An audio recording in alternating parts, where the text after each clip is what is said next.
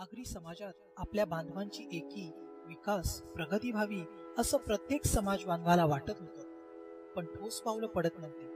पण शेवटी एक ठिणगी पडली आणि या ठिणगीचं रूपांतर वणव्यात झालं. या वणव्याने ठाम निश्चय केलेला की आता शेवटपर्यंत आपल्या आगरी समाजासाठी पेटत राहायचं. समाजात वावरत असताना विविध प्रकारचे अनुभव मी घेत गेलो, ठिकठिकाणी मी पडत गेलो, पण मागे वळायचं नाही असा ठाम निश्चय केला होता.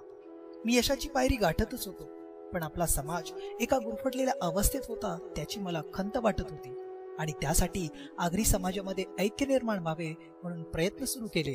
आणि त्यासाठी मला साथ लाभली 9 शिलेदारांची. या 9ही शिलेदारांनी माझ्या विचारांत सहमती दर्शवून ध्येय ठरवलं आणि ती योग्य वेळ होती 26 जानेवारी 2010.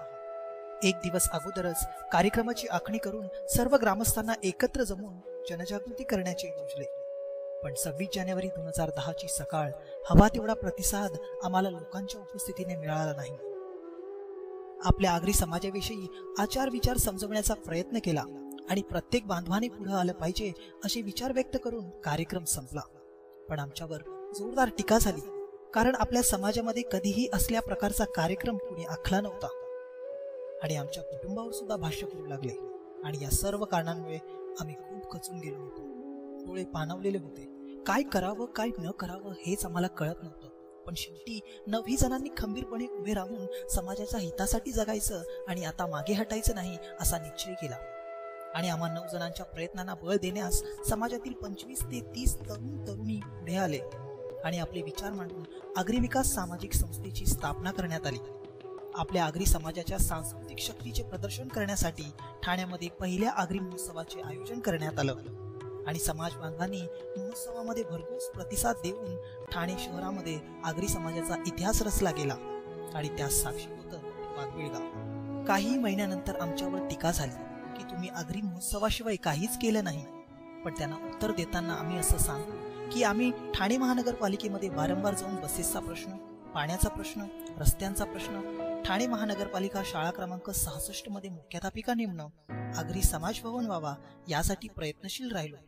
पण आम्ही कधीही या गोष्टीचा गाजावाजा केला नाही, कुठेही बॅनरबाजी करून पब्लिसिटी प्राप्त करण्याचा प्रयत्न केला नाही.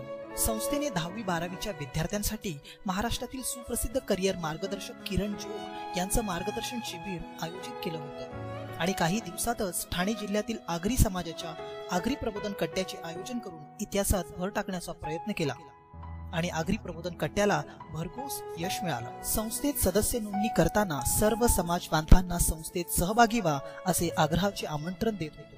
पण आमच्या वाट्याला काही तिखट उत्तरे मिळाली की ती म्हणजे की आम्ही कुणाचे पैसे खात नाही आणि आम्ही कुठल्या संस्थेत सहभागी होत नाही. पण काय हो, संस्था ही काय पैसे खाण्यासाठी असते का? नाही. आगरी विकास सामाजिक संस्था ही आगरी बांधवांना एकत्र आणण्यासाठी बनलेली आहे. काल ही एकत्र आणत होती, आज ही एकत्र आणत आहे आणि उद्याही एकत्र आणेल. म्हणून वाघबीळची आगरी विकास सामाजिक संस्था ही वाघबीळपुरता मर्यादित न राहता कासारवडवळी, ओवळा, मोघरपाडा, गायमुख, भाईंदरपाडा, बाळखुम, ढोकाळी, कोळशेत, खारेगाव, कळवा, भिवंडी, कल्याण, डोंबिवली, बदलापूर, पेन, पनवेल आणि उरण अशा सर्व विभागांमध्ये संस्थेचे सदस्य निर्माण करून आगरी समाजाला पुढे आणण्याचा प्रयत्न सुरू आहे. संस्थेत सहभागी होण्यासाठी कसल्याही प्रकारचे पैसे घेतले जात नाही. जो तो आपल्या मर्जीने मागे पडलेला समाज व त्याचे प्रश्न सुटावे आणि आगरी समाजाचा विकास व्हावा या हेतूने संस्थेत सहभागी होत आहे. जिथे जिथे आम्ही गेलो तिथे तिथे आम्हाला उडवा उडवीची उत्तरे मिळाली आणि अजूनपर्यंत मिळत आहे. जर आपण एकत्र आलो तरच आपण आपल्या हक्कांसाठी भांडू शकतो. आगरी विकास सामाजिक संस्था ही आपलीच आहे. आपला जास्तीत जास्त सहभाग असावा जेणेकरून आगरी समाजाची कीर्ती जगभर पसरेल. तर मग जास्तीत जास्त लोकांनी आगरी विकास सामाजिक संस्थेमध्ये सहभागी व्हा ही नम्र विनंती.